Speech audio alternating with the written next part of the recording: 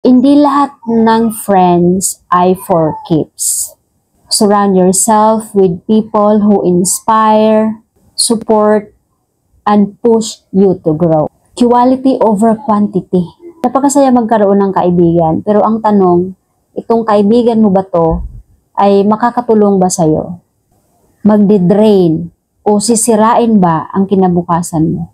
Piliin ang totoong kaibigan. Yung priority, ang growth at improvement. Kumbaga yung walang mga bisyo sa buhay, walang mga addiction. Kapag napunta ka doon sa isang kaibigan na naglalasing, naninigarilyo, o anong bisyo na tinatahak, sugal, sabu, o ano pa.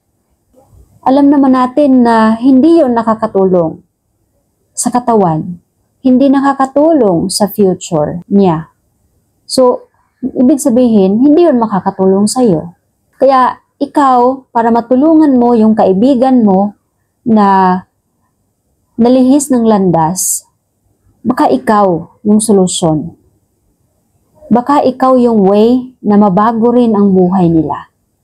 So, choose yourself and choose to be a good person and be an example to the people around you.